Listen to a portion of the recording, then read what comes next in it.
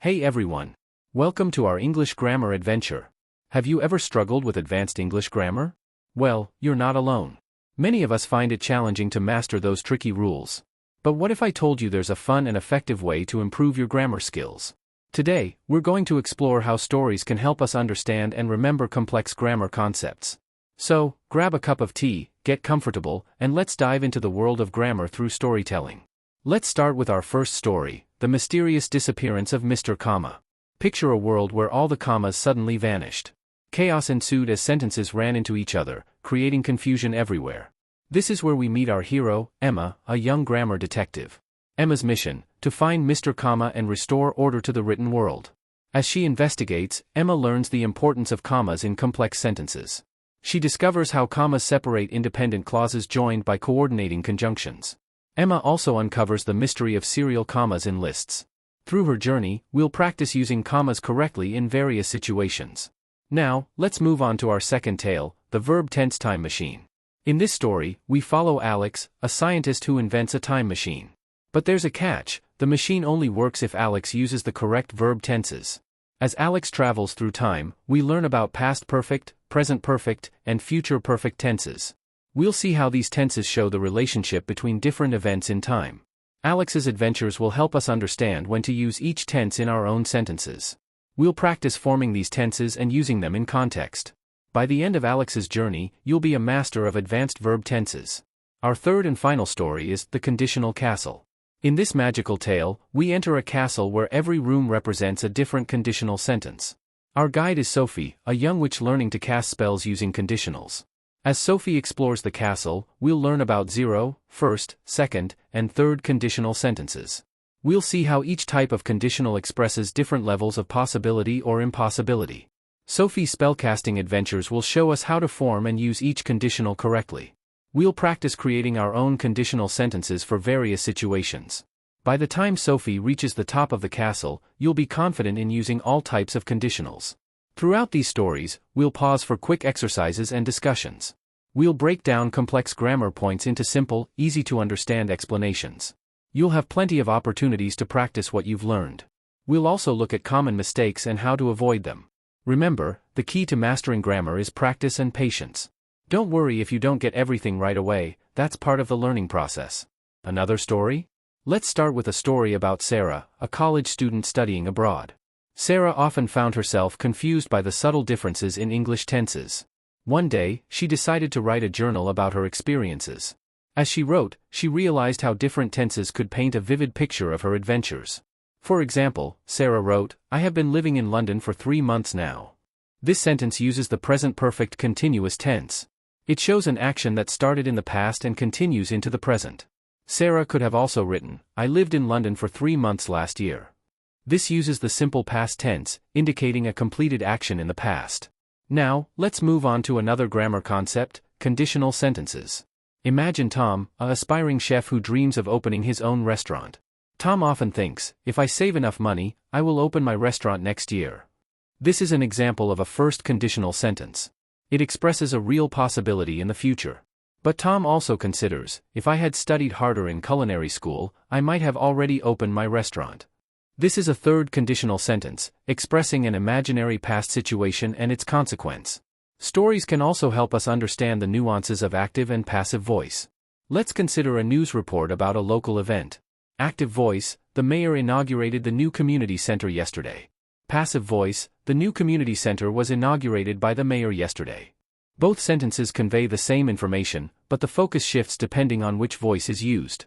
Now, let's explore the world of reported speech through a conversation between friends. Emma tells her friend, "I'm going to the beach tomorrow." Later, when recounting this to another friend, it becomes, "Emma said she was going to the beach the next day." Notice how the tense and time expression change in reported speech. Relative clauses are another area where stories can be particularly helpful. Think about describing a character in a novel. The detective, who had a sharp mind and keen eye for detail, solved the case in record time. This sentence uses a non-restrictive relative clause to add extra information about the detective. Let's not forget about gerunds and infinitives. Imagine a story about a fitness enthusiast named Mark. Mark enjoys running every morning. He hopes to complete a marathon one day. In these sentences, running is a gerund, while to complete is an infinitive. Both function as nouns but are used in slightly different ways. Prepositions can be tricky, but stories make them easier to understand. Picture a cat named Whiskers exploring a house. Whiskers jumps on the table, walks across the room, and hides under the bed. Each preposition gives us a clear image of Whiskers' location and movement.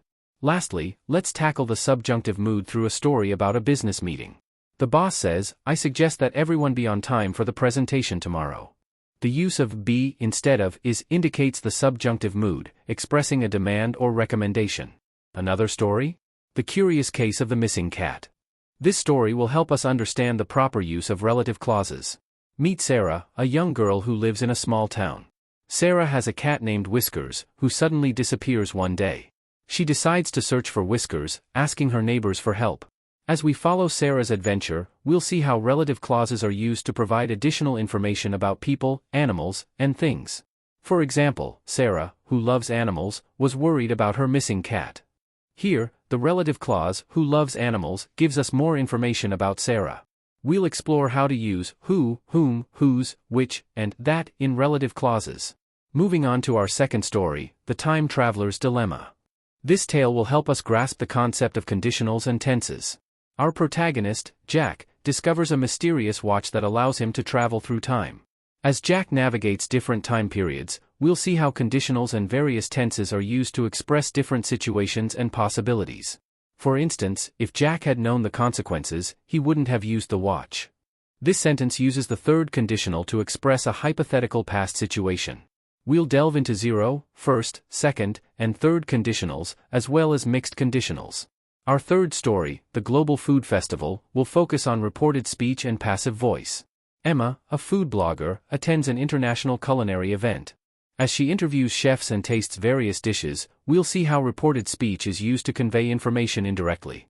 For example, the Italian chef said that he had been cooking pasta for 20 years. This sentence demonstrates how direct speech is converted to reported speech. We'll also explore how passive voice is used in formal writing and when the doer of the action is unknown or unimportant. Next up is The Mystery of the Haunted Mansion, a story that will help us understand modals and phrasal verbs.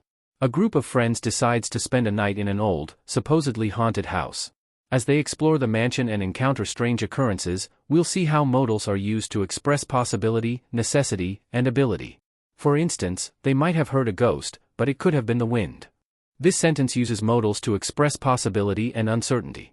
We'll also look at common phrasal verbs and how they can change the meaning of sentences.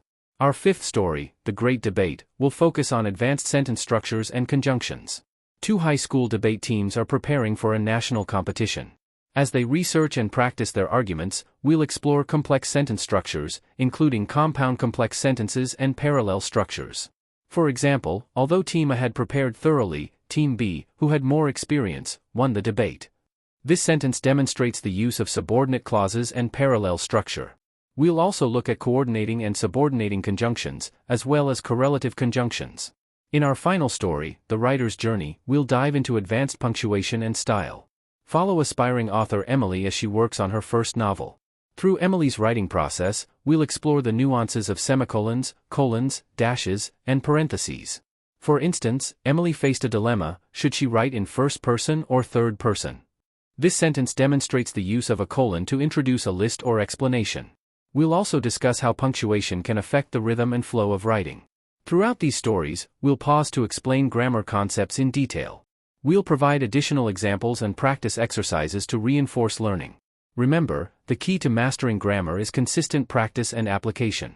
A simple story about Sarah, a college student. Sarah was walking to class one day when she saw her friend Tom. "Hi Tom. How are you doing?" Sarah asked. Tom replied, "I'm good, thanks. How about you?" Now, you might be thinking, what's so special about this conversation? Well, let's break it down and look at the grammar. First, we have the past continuous tense, Sarah was walking. This tense is used for actions that were in progress at a specific time in the past. It's formed with was/were plus the ing form of the verb. Next, we see the simple past tense, Sarah saw her friend Tom. This is used for completed actions in the past. It's usually formed by adding ed to regular verbs, but see is irregular, so it becomes saw. Now, let's continue with our story. Sarah and Tom decided to grab coffee before class. "I've been studying all night for this test," Sarah said with a yawn. Oh no! Have you had any sleep? Tom asked, concerned. Here, we encounter the present perfect continuous, I've been studying. This tense is used for actions that started in the past and continue up to the present. It's formed with have/has been plus the ing form of the verb. We also see the present perfect, have you had any sleep? This tense is used for past actions with a connection to the present. It's formed with have/has plus the past participle of the verb. As they walked into the coffee shop, Sarah said, "If I had known the test would be this hard, I would have started studying earlier." Tom nodded sympathetically. This sentence introduces us to the third conditional. It's used to talk about imaginary situations in the past and their imaginary results. The structure is, if plus past perfect, would have plus past participle. While waiting in line, Sarah spotted her professor. "That's Dr. Johnson over there, isn't it?" she whispered to Tom. "Yes, it is," Tom confirmed. Here, we see a tag question, isn't it? Tag questions are short questions added to the end of statements. They're formed using an auxiliary verb and a pronoun. As they ordered their coffee, Sarah said, "I'll have a latte, please." The barista replied, "Certainly. Would you like anything else?" "I'll have" is an example of the future simple tense with will. It's used for decisions made at the moment of speaking. "Would you like" is a polite question form using the modal verb would. Modal verbs are used to express ability, possibility, permission, or obligation. After getting their drinks, Sarah and Tom sat down. "By the way," Tom said, "have you heard about the new study abroad program?" Sarah's eyes lit up. "No, I haven't. Tell me more." "By the way" is a discourse marker. These are words or phrases that connect different parts of a conversation. "Have you heard" is another example of the present perfect. It's often used with ever and never for life experiences. As Tom explained the program, Sarah listened intently. "Wow, that sounds amazing," she exclaimed. "I wish I could go." Tom smiled and said, "Well, why don't you apply? You never know." "I wish I could go" uses the subjunctive mood. This is used to express wishes, suggestions, or hypothetical situations. "Why don't you" is a way of making suggestions in English. It's a friendly, informal way to give advice. Looking at the time, Sarah realized they needed to leave for class. "We'd better get going," she said. "Thanks for the chat, Tom. It really helped take my mind off the test." Tom replied, "No problem. Good luck with your exam." "We'd better" is a semi-modal verb used for giving advice or saying what's best to do. It's less forceful than must or should. As they left the coffee shop, Sarah felt more confident about her test. She realized that just like in their conversation, English grammar comes naturally when you're focused on communicating ideas. Stories have been a part of human culture for thousands of years. They're not just for entertainment, they're powerful tools for learning. When it comes to language learning, stories offer a unique advantage. They provide context, which is crucial for understanding grammar in action. Let's start with a simple story to illustrate this point. Sarah woke up late on Monday. She rushed to get ready for work. As she was leaving, she realized she had forgotten her keys. She ran back inside, grabbed them, and finally made it to her car. Traffic was heavy, but she arrived at the office just in time. Now, let's break down some grammar points from this short story. First, we see the use of the simple past tense: woke up, rushed, realized, ran, grabbed, made, arrived. These verbs describe completed actions in the past. We also see an example of the past continuous tense: was leaving. This shows an action in progress in the past. The story also uses time markers like on Monday and finally, which help establish the sequence of events. By reading and analyzing stories like this, you can start to internalize grammar patterns. You'll begin to recognize how different tenses and structures are used in context. Let's look at another story, this time focusing on more advanced grammar. If Sarah had set her alarm, she wouldn't have been late. She wished she had checked the traffic report before leaving. Despite having rushed, she managed to arrive on time. Her boss, who had been waiting impatiently, was relieved to see her. In this version, we see examples of third conditional: if Sarah had set her alarm, she wouldn't have been late. This structure is used for imagining different outcomes in the past. Past perfect: she wished she had checked the traffic report. This tense is used for actions that happened before another past action. Past perfect continuous: her boss, who had been waiting impatiently. This tense describes an ongoing action that started and continued in the past. Gerund: despite having rushed. This is a verb form used as a noun. By exposing yourself to stories with varied grammatical structures, you'll naturally start to absorb these patterns. Now, let's talk about how you can use stories to improve your own grammar skills. 1. Read extensively in English.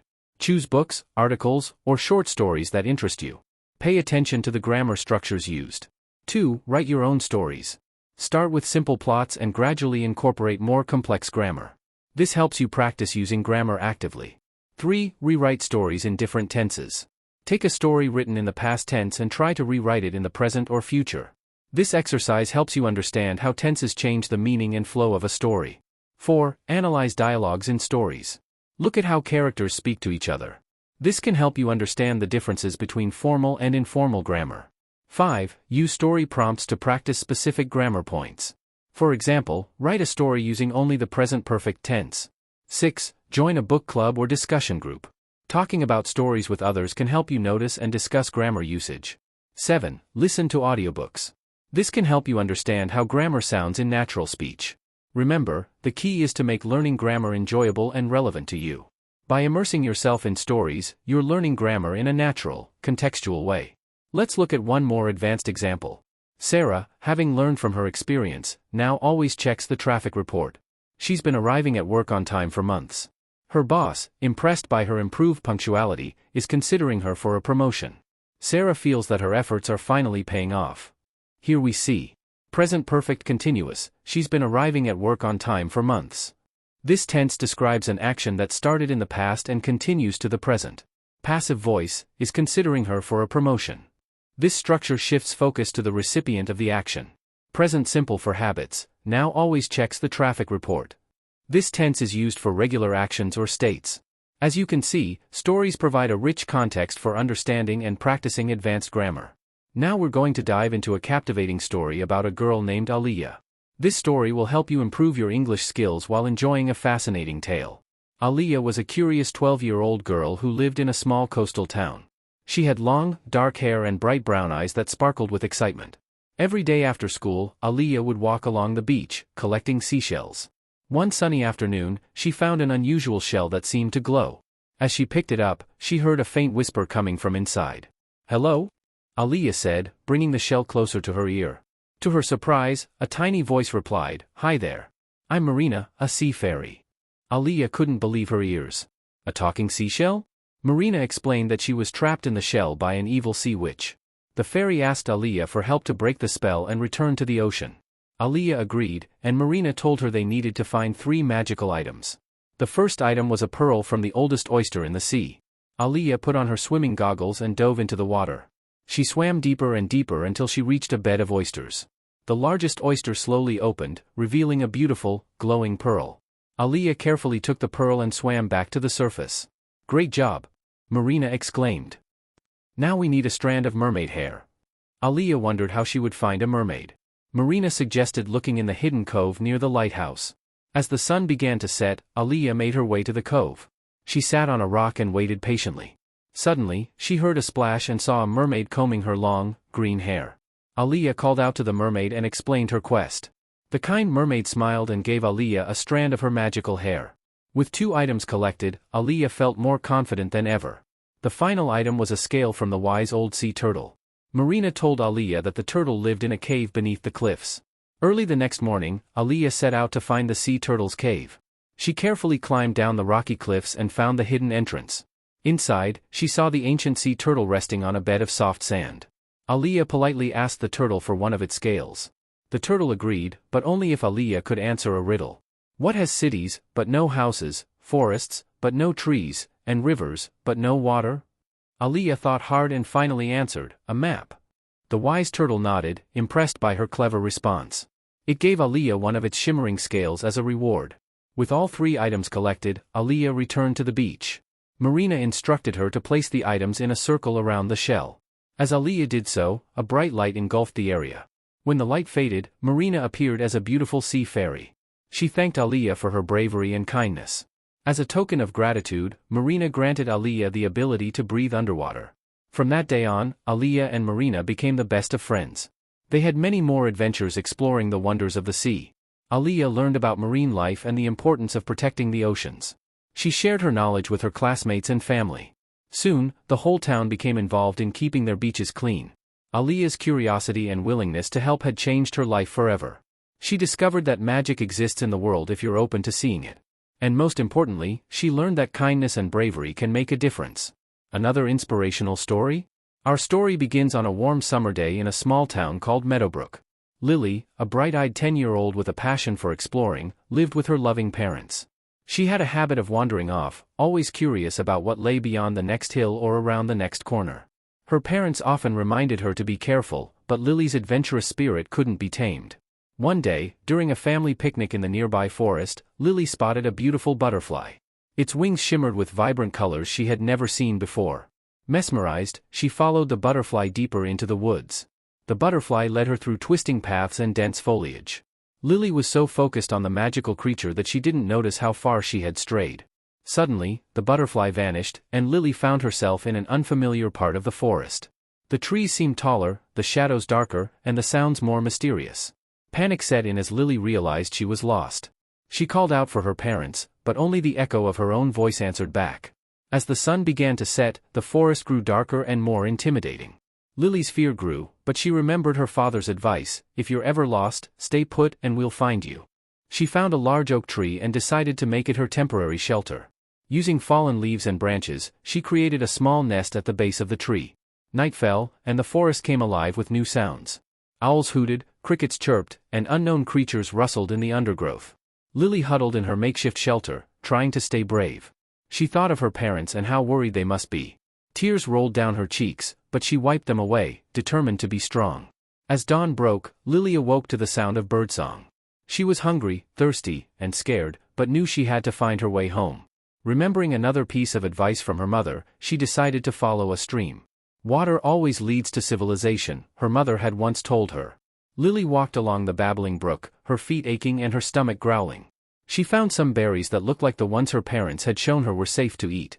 Cautiously, she ate a few, savoring the sweet taste and the small relief they provided. As she continued her journey, Lily encountered various forest creatures. A friendly squirrel chattered at her from a nearby branch. A curious deer watched her from a clearing before bounding away. These encounters made her feel less alone in the vast wilderness. Hours passed, and Lily's hope began to waver. The stream seemed endless, and there was no sign of any human presence. Just as she was about to give up, she heard a faint sound in the distance. It was the bark of a dog. With renewed energy, Lily followed the sound. As she got closer, she heard voices calling her name. Lily! Lily, where are you? It was her parents and a search party. Overjoyed, Lily ran towards the voices, shouting, "I'm here! I'm here!" She burst through a thicket and saw her parents, tears streaming down their faces. They embraced her, relief and love evident in their tight hug. The reunion was emotional and heartwarming. Lily's parents had been searching nonstop since she disappeared. They had enlisted the help of local authorities and volunteers. The entire community had come together to find the lost girl. As they made their way back to town, Lily recounted her adventure. She told them about the butterfly, the oak tree shelter, and her journey along the stream. Her parents listened in awe of their daughter's bravery and resourcefulness. Once back in Meadowbrook, Lily was checked by a doctor and given a clean bill of health. The town celebrated her safe return with a community picnic. Lily became a local hero, with many praising her courage and survival skills. In the days that followed, Lily's experience changed her. She was still curious and adventurous, but now she understood the importance of caution. She began taking wilderness survival classes and even started teaching other children about forest safety. Lily's parents, too, learned from the experience. They realized the importance of teaching children practical survival skills. They worked with the local school to implement outdoor education programs. As the years passed, Lily's story became a legend in Meadowbrook. It served as a reminder of the strength of the human spirit and the power of community. Lily grew up to become a park ranger, using her experience to help others appreciate and navigate the natural world safely. More practice. Our story begins in a small town called Maplewood, where Carl and Bailey first met as children. It was a sunny day in the local park, and 8-year-old Carl was struggling to fly his kite. Bailey, a cheerful 7-year-old with pigtails, noticed his frustration and offered to help. Together, they managed to get the kite soaring high above the trees. This simple act of kindness marked the beginning of a friendship that would last a lifetime. As they grew up, Carl and Bailey became inseparable. They walked to school together every day, sharing their dreams and fears. Carl loved to draw, while Bailey was passionate about singing. They supported each other's interests, attending art shows and choir performances. In high school, their friendship began to evolve into something more. Carl realized he had feelings for Bailey during their sophomore year dance. He watched her twirl in her blue dress, her laughter filling the gymnasium. But he was too shy to tell her how he felt. Bailey, on the other hand, had a crush on Carl since they were 13. She admired his kind heart and the way his eyes lit up when he talked about his art. However, she feared ruining their friendship by confessing her feelings. Their friends noticed the tension between them and decided to intervene. They planned a group camping trip, purposely pairing Carl and Bailey together for activities. During a late-night stargazing session, Carl finally found the courage to hold Bailey's hand. The spark between them was undeniable, and they shared their first kiss under the starry sky. From that moment on, Carl and Bailey were a couple. They faced the challenges of young love together, supporting each other through college applications and family troubles. When they graduated high school, they made a pact to stay together no matter where life took them. Carl got accepted into an art school in New York, while Bailey chose a music program in California. The distance was hard, but they made it work through daily phone calls and surprise care packages. They visited each other during holidays, cherishing every moment they had together. After 4 years of long distance, they were finally reunited. Carl proposed to Bailey at the very same park where they first met, with a handmade kite that read, "Will you marry me?" Bailey said yes, tears of joy streaming down her face. Their wedding was a beautiful celebration of their love story. Friends and family gathered to witness the union of two souls who had grown up together. Carl's vows included a sketch he had made of Bailey when they were kids, while Bailey sang a song she had written for Carl. As they built their life together, Carl and Bailey faced many challenges. They struggled financially in the early years of their marriage, both pursuing careers in creative fields. But they never lost sight of their love and continued to support each other's dreams. When Bailey lost her grandmother, Carl was there to hold her through the grief. When Carl's art gallery faced closure, Bailey organized a benefit concert to save it. Through every up and down, they remained each other's rock. Years passed, and Carl and Bailey's love only grew stronger. They welcomed 2 children into the world, a boy and a girl, whom they raised with the same kindness and creativity that brought them together. Their home was always filled with music and art, laughter and love. As they entered their golden years, Carl and Bailey could often be found in their backyard, flying kites with their grandchildren. They would share stories of their lifelong romance, inspiring a new generation with their tale of enduring love. Even in their 80s, Carl would still draw portraits of Bailey, capturing the beauty he saw in her wrinkled face and silver hair. Bailey would sing to Carl, her voice may have aged, but the love in her songs remained timeless. In their final years together, Carl and Bailey moved to a quiet cottage by the sea. They spent their days watching sunsets, holding hands, and reminiscing about their incredible journey. Their love had weathered all of life's storms and emerged stronger for it. When Carl passed away peacefully in his sleep, Bailey was by his side, just as she had been for over 7 decades. She followed him shortly after, their love story complete but never truly ending. Their children found a box filled with mementos from their life together, the kite from their proposal, dried flowers from their wedding, and countless love letters they had exchanged over the years. It was a testament to a love that had stood the test of time, a love that had started with 2 children in a park and lasted until their final breaths. Another story? Our story begins on a rainy day in April, 5 years ago. Catherine, a 28-year-old graphic designer, was walking home from work. She passed by the local animal shelter, something she did every day. But this time was different. She heard a distinct whimper that made her stop in her tracks. Peering through the shelter window, her eyes met those of a scruffy, golden-furred puppy. It was love at first sight. Without a second thought, Catherine went inside the shelter. She learned the puppy's name was Max, a 3-month-old golden retriever mix. Max had been found wandering the streets, alone and scared. Catherine couldn't bear the thought of leaving him there. That day, she made a decision that would change both their lives forever. The first few weeks weren't easy. Max was timid, unsure of his new surroundings. He'd hide under Catherine's bed, only coming out for food. But Catherine was patient, speaking to him softly and offering treats. Slowly but surely, Max began to trust her. Their turning point came during a thunderstorm one night. Max, terrified of the loud noises, jumped onto Catherine's bed. She held him close, comforting him through the night. From that moment on, their bond was unbreakable. As the months passed, Max grew into a confident, playful dog. He became Catherine's shadow, following her everywhere. They developed a routine, morning walks in the park, evening cuddles on the couch. Max even had his own spot in Catherine's home office, lying by her feet as she worked. Their adventures together were endless. They hiked mountain trails, Max leading the way with his tail wagging. They visited dog-friendly cafes, where Max charmed everyone he met. Beach days were their favorite. Max loved chasing waves and digging in the sand.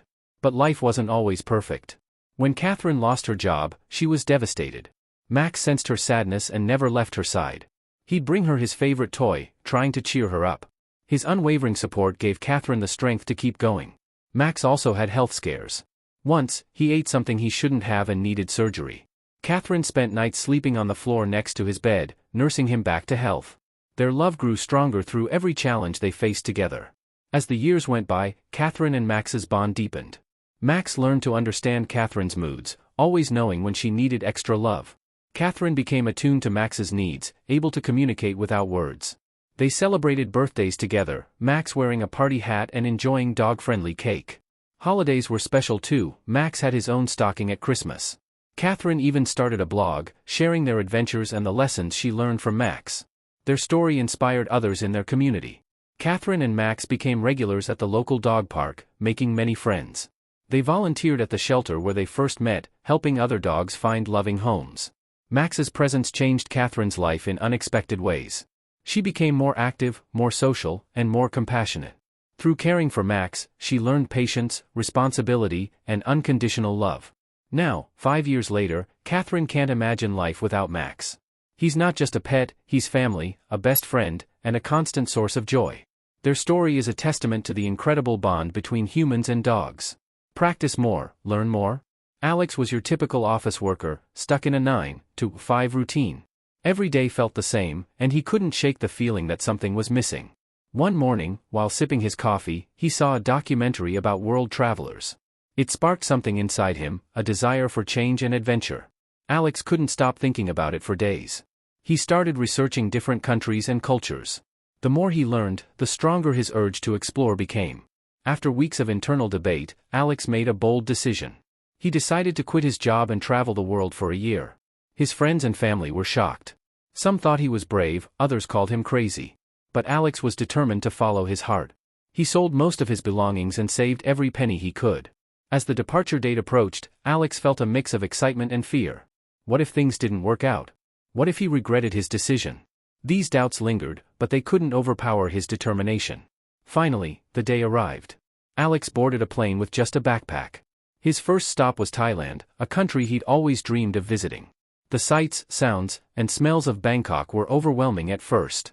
But Alex quickly adapted, making friends with fellow travelers and locals. He tried new foods, learned basic Thai phrases, and explored ancient temples. Each day brought new experiences and challenges. Alex learned to navigate unfamiliar cities and communicate despite language barriers. He discovered hidden beaches, hiked through lush jungles, and volunteered at an elephant sanctuary. As weeks turned into months, Alex's confidence grew. He realized he was capable of much more than he ever imagined. From Thailand, Alex ventured to Vietnam, Cambodia, and Laos. He marveled at the beauty of Halong Bay and the ancient ruins of Angkor Wat. In India, he found himself on a spiritual journey, staying at an ashram for a month. He learned meditation techniques and gained a new perspective on life. Alex's journey then took him to Europe, where he explored bustling cities and quaint villages. He walked the Camino de Santiago in Spain, a pilgrimage that tested his physical and mental limits. In Italy, he learned to make pasta from scratch and fell in love with the art and history. As his year of travel neared its end, Alex reflected on how much he had changed. He was more open-minded, adaptable, and confident than ever before. The people he met and the experiences he had shaped him in profound ways. Alex realized that home wasn't just a place, it was a feeling he carried within himself. When it was time to return, Alex felt a mix of sadness and excitement. He was eager to share his experiences with friends and family back home. But he also knew that his journey had only just begun. I hope this video has shown you how stories can be a powerful tool for improving your English grammar. Remember, learning grammar doesn't have to be boring or difficult. By engaging with stories, you can make the process fun and effective. Try incorporating some of the techniques we discussed into your learning routine. If you found this video helpful, please give it a like and share it with friends who are also learning English. Don't forget to subscribe for more language learning tips and tricks. What's your favorite way to practice grammar? Let me know in the comments below. Thanks for watching, and I'll see you in the next video.